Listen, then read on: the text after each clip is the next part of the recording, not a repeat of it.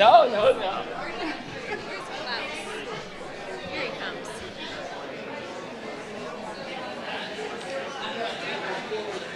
Nine, 8, 7, 6, 5, 4, 3, 2, 1, blast off! And I invite you to rise and by the end of the Spirit for our opening hymn 354.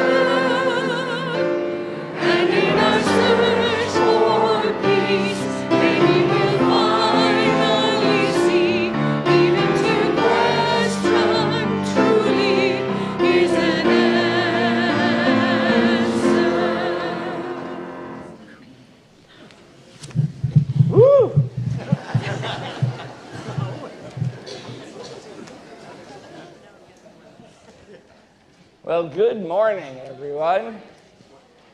I'm Reverend J. Wolin, the settled minister here at the Unitarian Universalists of Sarasota. We especially want to welcome any visitors that we have on campus or online as well. We invite our visitors want to let you know you can participate in any of the events here at the UU. We also invite you to consider registering on our virtual guest book if you're online, which you can find on our website. And if you are here in person, there is a desk right outside the sanctuary that you can sign up for this as well. And if you do, you will get a weekly email from us about all the events, our newsletter with all the events that are happening, and as well other emails with Zoom links to the actual online events, some that we have that are online. And so, as well, after service, we always have coffee and some desserts, and we look forward to getting to know each other. There are only a couple of small announcements today. One, if you've given in your name tag to get the name tag with the new name of our organization. For those who are new today, that's probably, you have no idea what I'm talking about, but that we voted to change our name to the Unitarian Universalist of Sarasota, and those new name tags are out on the table. And also today, December 31st, is the very last day that you can fill out your survey for the mission and vision, the last day. And this will determine the future of all of humanity. So please, please fill out the survey if you have not. I don't want to underplay it too much. And so we're also very lucky and happy to have today, Don actually has the week off, and we have Carl Hahn accompanying the music today, and as well we are very lucky. They've been here before to have the musical talent of Kevin Oland and John McLaughlin, and now we shall hear from them.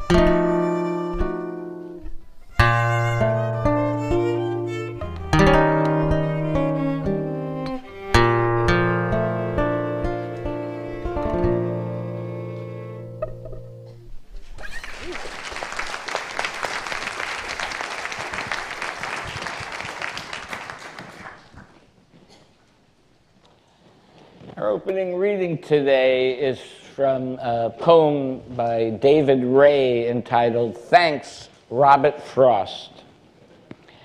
Do you have hope for the future? Someone asked Robert Frost towards the end. Yes, and even for the past, he replied. That it will turn out to have been all right for what it was.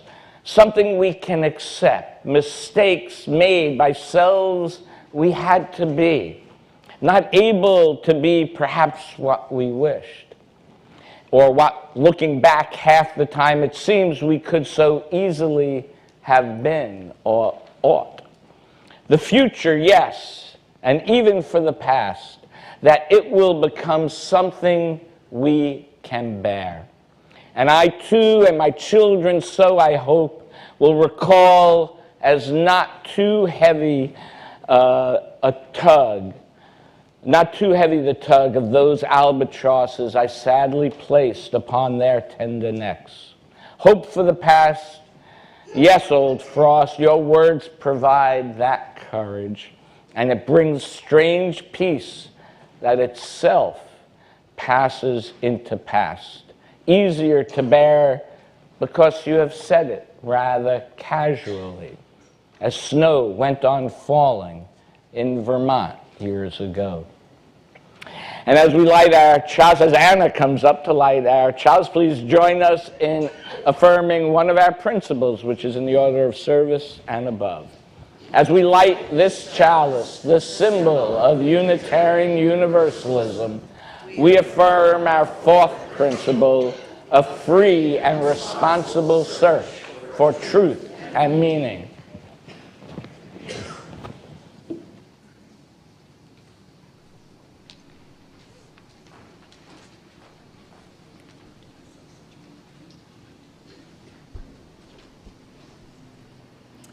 Today's story is The Night Before New Year's by Natasha Wing, illustrated by Emmy Woomer. I know I'm on a theme this year. 'Twas the last day of December, what we call New Year's Eve. A whole year had flown by. It was hard to believe. We were pretty excited. Our puppy was too. We cheered out with the old and in with the new. Oh, please, I begged, can we stay up till midnight? For this one special evening, my parents told us, all right. So we drove to the store to buy party supplies, hats, horns, and poppers, and sparkly bow ties. At home, we put up all the streamers and balloons, glitter and gold stars to twinkle up our rooms. A banner was hung by the ceiling with care in hopes that baby New Year soon would be there. We gathered for dinner, a grand late-night feast, all our family favorites. I ate 3 cupcakes, at least. With a clink of our glasses, we all gave a toast, making New Year's resolutions. My dad had the most. But I couldn't come up with one single vow. That's okay, said Mom. You don't have to right now. So after dinner was done, we played checkers and charades, then broke out the cards for a long game of spades. We shared fond memories. Oh, there were dozens. Holidays and camping trips and new baby cousins. Our eyelids were droopy, so we ducked out for some fresh air. Then came in to watch the crowd lining Times Square. 1 more hour, said Dad, till the new year is here. Put on your hat, said Mom. Let's practice our cheer. Counting down from 10 without one single mistake, we tooted our horns and popped our poppers. I was now wide awake. My brother chased our puppy all through the house. Then Mom and Dad noticed it was quiet as a mouse. There was no sound of barking, no little boy chatter, so we sprang from the couch to see what was the matter. When what to our wondering eyes should appear but 2 party poopers. Make that 3 now. Oh dear. And while our puppy curled up on my father's lap, my brother and I went upstairs for a 5-minute nap. We both were nestled, all snug in our beds, while visions of fireworks danced in our heads. And the next thing I knew, it was sunny and bright. Rats! We missed ringing in the new year last night. But that's when I came up with my resolution, I believe. I absolutely will stay up for next New Year's Eve. So this story reminded me of my own childhood New Year's Eve. We would have a special dinner and play games and reflect on the year. And I remember how special I felt when my parents finally said I could stay up to see the countdown in Times Square. I never realized how hard that it really is to stay up that late. So like the young boy in the story, I too resolved that the next year I was going to stay up. Well, it took many years for me to achieve that goal, but it's okay, since resolutions give you something to reach for. And as our own children came around, and they too asked to stay up, my resolution changed. It went from trying to make it to Times Square to just trying to outlast them 5 minutes, which was an easy task until they became teens. Then it was really hard. But now I have no children at home, but still I resolve to watch the ball drop tonight. Maybe I'll make it this year. So now I invite any younger UUs in the audience to join me in the West Wing for Creative Art Day. Thank you.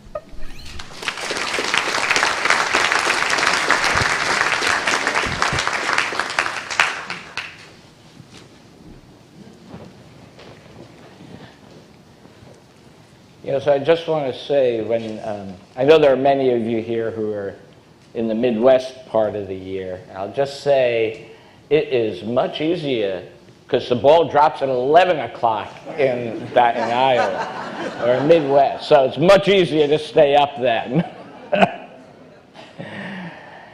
Our centering words today are a poem by Jane Kenyon, Otherwise. I got out of bed on two strong legs. It might have been otherwise. I ate cereal, sweet milk, ripe, flawless peach. It might have been otherwise.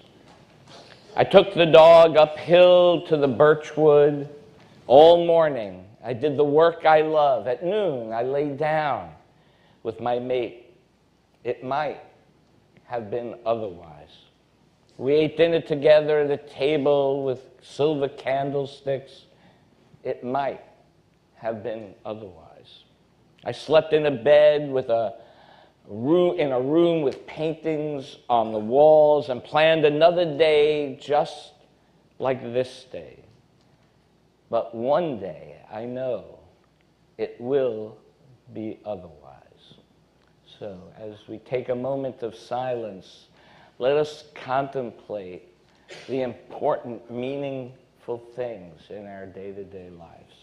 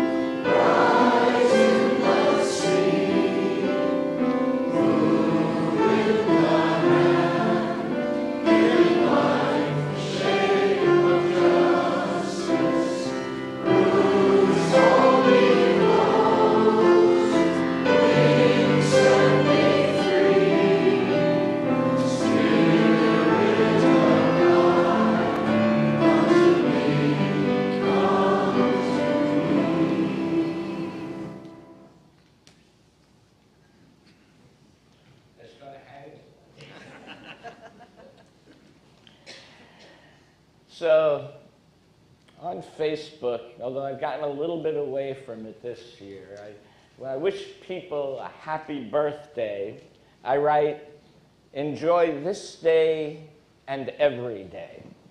My point is, we should make every day that we live a special day. Every day a chance for a new beginning.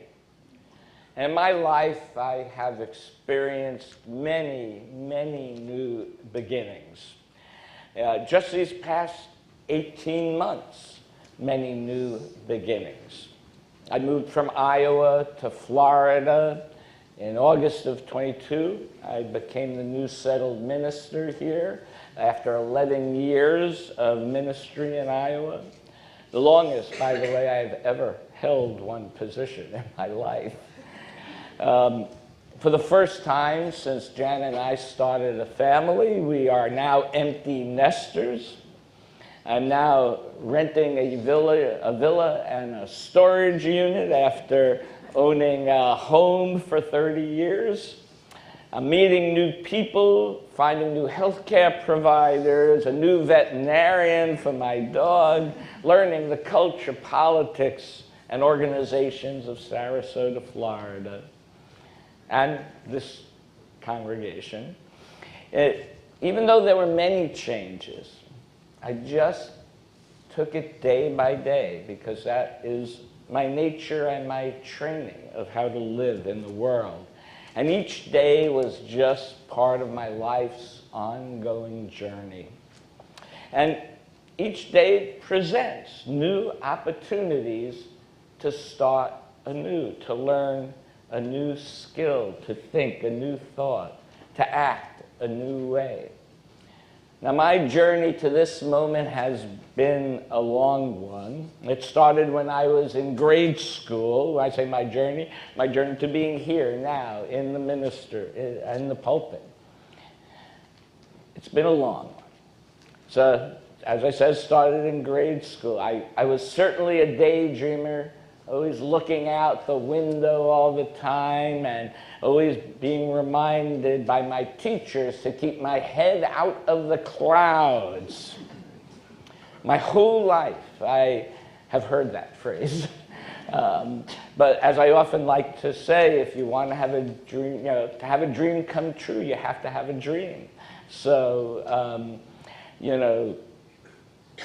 my whole life I've been a seeker, a dreamer, that is always trying to better understand myself and the world around me. Always trying to improve myself, always wondering, is this all there is? Always wondering the purpose of all things. Now, I would take up hobby after hobby, wondering if the next one would unlock the purpose of my life. And approximately 35 years ago, I was blessed to receive a recommendation to explore Unitarian Universalism, which encourages intellectual searching and spiritual growth. The idea of searching is that fourth principle which we spoke of earlier when we lit the chalice, a free and responsible search for truth and meaning.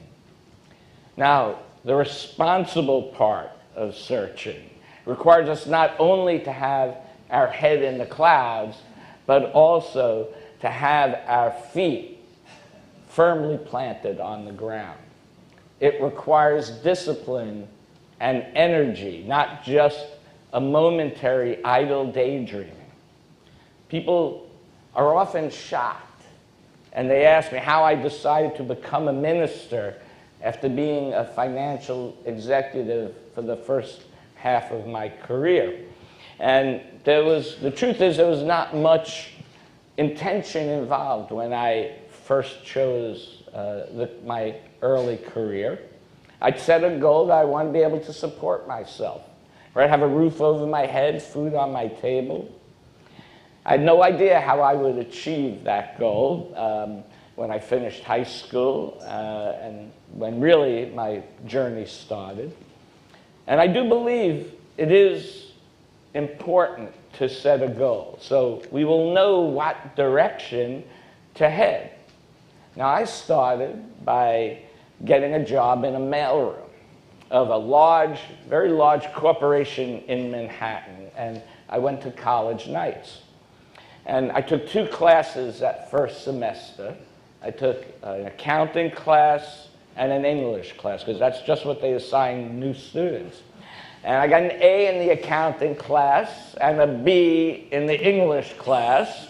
The English class happened to be the night of a Christmas party at the office. I'm not saying that had everything to do with it, but that had something to do with it.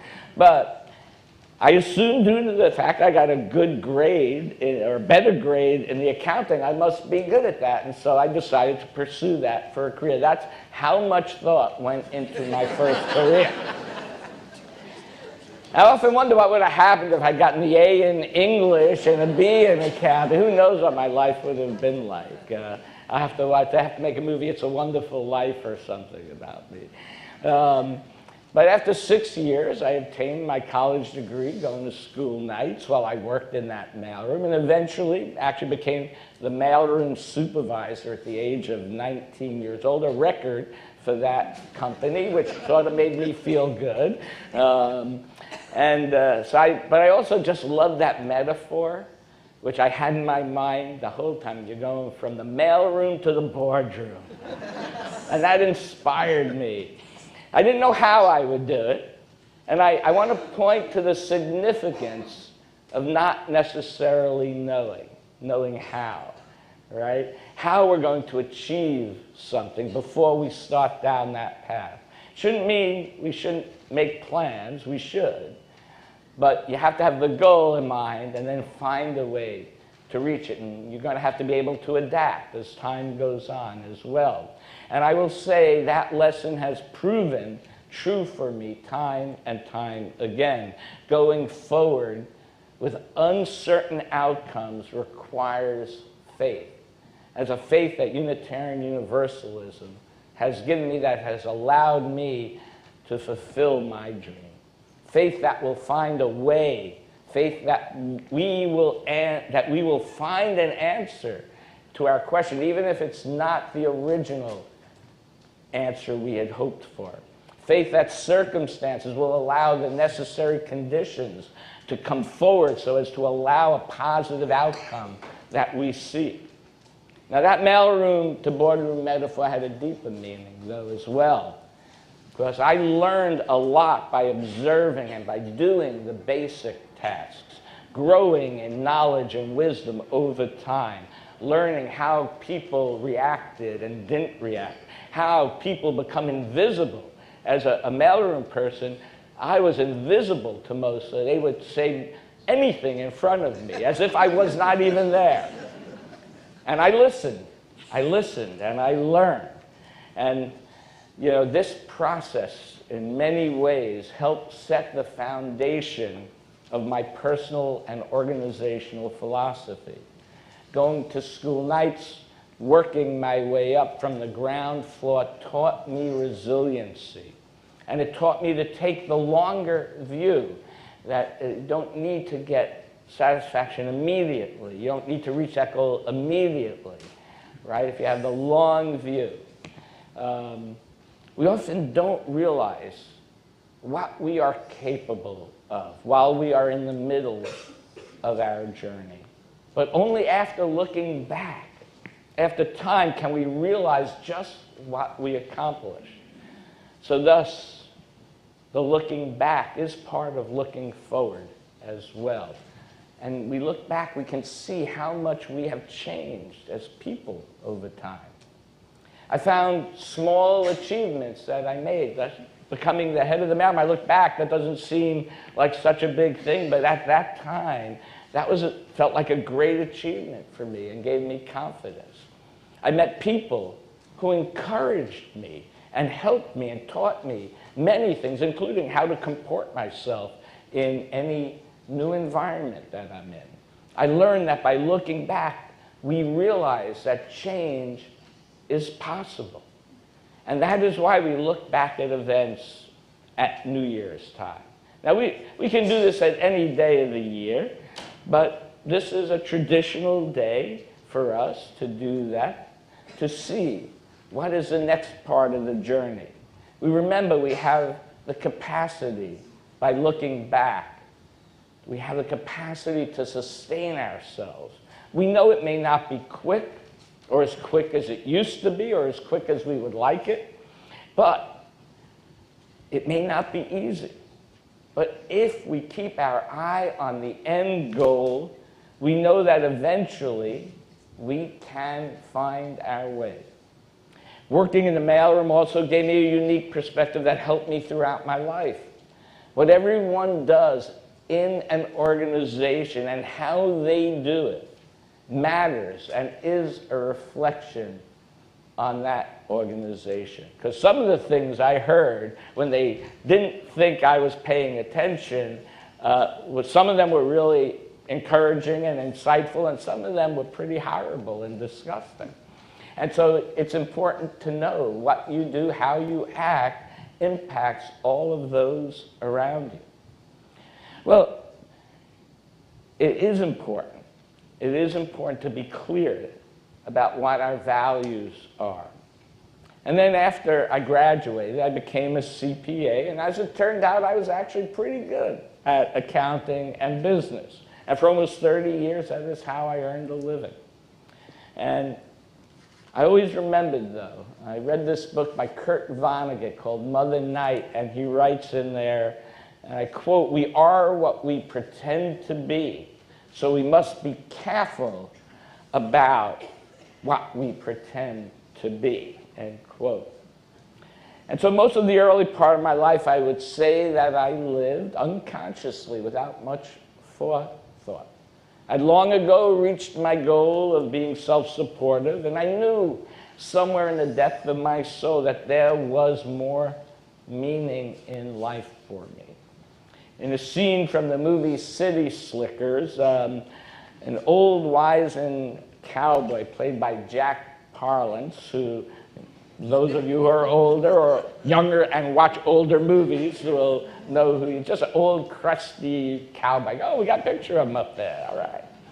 And he tells the neurotic city slicker, Billy Crystal, which I very much related to, being a city slicker. I'm not slicker, really. I never considered slick. I don't know where that word comes from. But a neurotic, yes. So tells the neurotic city slicker, Billy Crystal, that the meaning of life is this. And Billy Crystal goes, "The meaning of life is your finger?" "No," the cowboy says, "one thing. You stick to that and the rest don't mean anything." And when Billy Crystal asks what that one thing is, the cowboy says, "That's what you have to figure out." And my experience as a Unitarian Universalist of the last 35 plus years has helped me figure out my one thing. And what I have found within myself was a willingness to open myself up and look at myself and the world in a new way. I became more aware of how meaningful worship was, more aware of how important relationships, congregational life, and religion were in my life, and more aware of how I want to be and act in the world. I learned to decompartmentalize my life and to live out my values in the world. It wasn't always perfect, and it wasn't a linear journey, but it awakened within me the ability to see my true self and my one thing. And so I ask you to think about, what is it in your life that gives you meaning? What is the one thing above all else that drives you, that gives you energy, that invades your waking thoughts? Now, each of us have different life circumstances and different stages in our life with different capabilities. But the most important wisdom, the old Greek philosopher said, is know thyself. And so, pursuing that one thing sometimes does take a leap of faith and courage, as it may require you sometimes to go against societal and cultural norms. And sometimes goes against that voice in our head that says, "I'm too young, I'm too old, I could never do that." And I tell you, don't limit yourself. Don't let your age or stage of life hold you back. You will know that one thing, what that one thing is for you at the time in your life when you discover it. And when you do discover that one thing, accept it, and accept that it may change you. There's a story I read about this gentleman named Jim Henry, a former lobster boat captain. At the age of 91, learned to read. At the age of 98, he published a book that had multiple printings and sold copies worldwide. 98. So unless you're 100, I don't want to hear that. He began by reading books designed for first grade. He didn't even know how to read. And he was started by reading books for first grade and spent countless hours practicing how to write. And then he was helped by a group of literary volunteers. And so I want to again say, don't ever doubt what you can still do and learn. Don't ever doubt also what you can do to help others do and learn. Because without those volunteers, he never would have achieved that one thing for himself. So through all our actions and choices, our lives can be models for each other and for the world. It's never too early, and it's never too late to start again.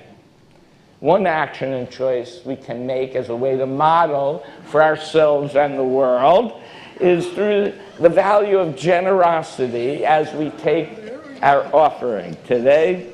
Please be as generous as you can. For those online or even here, there's a QR code or a link in the YouTube website and under the description of the service. Let this sacred time begin.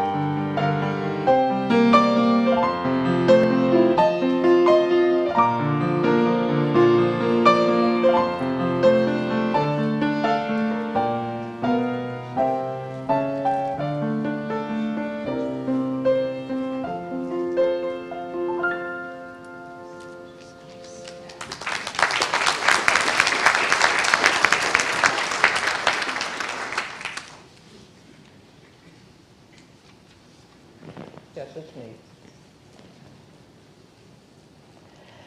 Our next reading is another poem by Jane Kenyon. You can tell I was reading her poetry book this weekend, called Happiness. There's just no accounting for happiness, or the way it turns up like the prodigal, who comes back to the dust at your feet, having squandered a fortune far away. And how can you not forgive?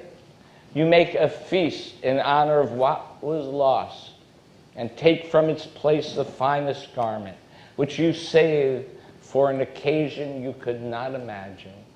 And you weep night and day to know that you were not abandoned, that happiness saved its most extreme form for you alone.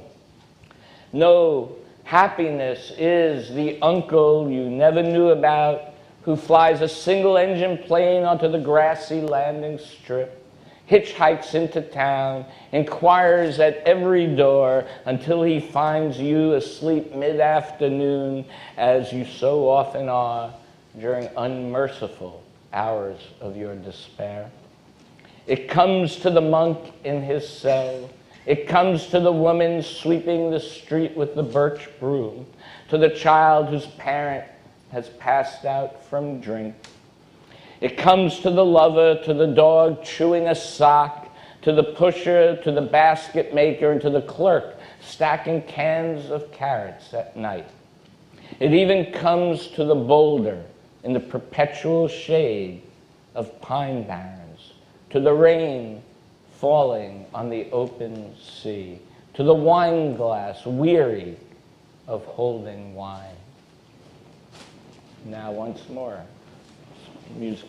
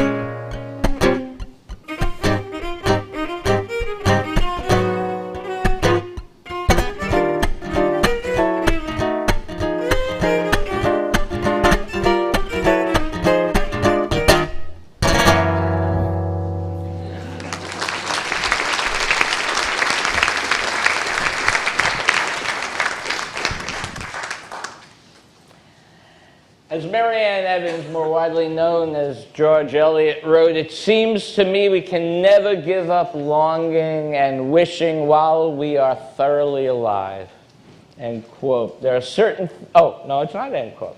There are certain things we feel to be beautiful and good, and we must hunger after them. End quote. So let us be resolved to stay hungry, to stay engaged, to work towards becoming our better selves, to find that one thing that is for us, individually, as a congregation, and as an association. These goals are where resolutions come in handy. Now, when I think of resolutions, I'm reminded of the Calvin and Hobbes cartoon where Calvin says, "Resolutions? Me? What, are you implying that I need to change? Well, buddy, as far as I'm concerned, I am perfect just the way I am." End quote. But we know we are not perfect. In fact, perfection should never be the goal. As Voltaire said, the perfect is the enemy of the good. Our goal should be excellence, our greatest potential, not perfection. So when we are not perfect, let us be compassionate with each other and especially with ourselves. And let us remember that everyone around us may have dreams, joys, sorrows, capabilities that we know nothing about and are very likely different from our own. So let us not judge one another, but let me recommend that we make a resolve for the upcoming year to get to know those who we do not know well. When I think of the word resolution, I have to admit it's very confusing because I tend to think of resolution as something that's been resolved already. But on New Year's Day, we use it more to set a resolve for the upcoming year. And that is not a bad thing. Maybe we should call it a New Year's strategic plan mode. But that just doesn't have the same ring to it. It just doesn't. Now, it can happen any day of the year, but it often happens on New Year because many of us, let's be honest, have overindulged over the last month. And, but why is it, though, that we need to think about it, that so many people often fall short in their resolve? I remember my niece telling me she would hate going to the gym from January through February because everybody who made New Year's resolutions showed up, but by March it usually thinned out again. So why? Why is that? Because it is not enough just to have a goal. It's not. We have to have a reason why we want to do something. A reason that is compelling. A reason that is so compelling that the resolution adds meaning to your life. A reason that is so compelling that it makes the resolution part of what that one thing is that you are looking for. Find that reason. Hold on to that reason, right? But whatever it is, it must be strong enough to keep you on the path when the going gets rough. And at some point, the going will get rough. So let us stay resolved. You know, I had a boss once who said the best advice he was given was to cut away, you know, all the boats, you know, from the ship, you know, all the lifeboats. Cut away all the lifeboats. Because when trouble comes, you will jump for a lifeboat. But if you don't have a lifeboat, you'll figure out a solution, or you'll try. Now, sometimes you sink, but you will at least try and get closer to your goal, if that's what it is. I don't know that I necessarily 100% agree with that, but I always found that interesting. It's always stayed with me, that story. So let us stay resolved. Resolved to meet others and be in right relationship with each other. Resolved to find and to build our religious lives. Resolved to learn to live a just and compassionate life. Resolved. We must ask ourselves, so why? What is the reason that these resolutions are important to you? Each of us has to answer that for ourselves. Why is religion important to us? Why is Unitarian Universalism important to us? Why are the Unitarian Universalists of Sarasota important to us? As I have told you, this religion has been transformative for me. It changed how I viewed my life and the world. It showed me a vision of how beloved community can be, how relationships can be, how life can be better for all people, and how it is easier to accomplish that together in religious community than alone. Through the journey of my life, I have learned many things. I've learned the need to adapt and change as each bit of new understanding and unfolds. I have learned that my desire to learn never ends. I have learned that nothing worthwhile comes easily. I have learned that patience is a critical value. I have learned that I cannot fix everything, and nor is it my job to fix everything. I have learned the need to keep an open door, an open mind, an open ear, and an open heart for any and everyone.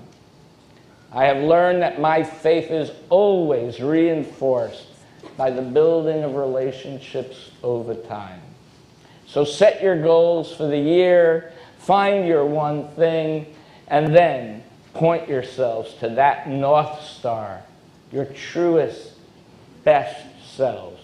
And if it doesn't work today, then try again tomorrow. Because every day is a new day with new possibilities. Every day can be the start of a new beginning. May it be so. I invite you to rise and by the Andor Spirit for our closing hymn 311, Let It Be a Dance.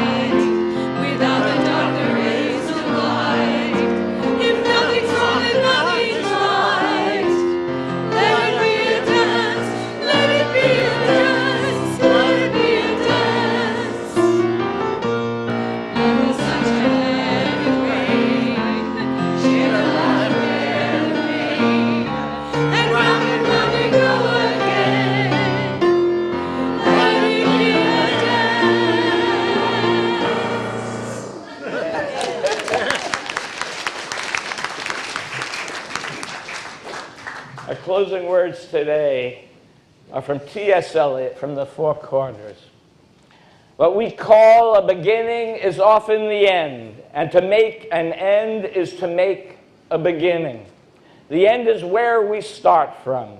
We shall not cease from exploration, and the end of all our exploring will be to arrive where we started and to know the place for the first time. Please join me in extinguishing the chalice. We extinguish this flame, but not the light of truth, the warmth of community, or the fire of commitment. These we carry in our hearts until we are together again. Thank you all for your presence here, and go enjoy coffee and cookies, and have a happy and safe New Year. Happy New Year. Happy New Year.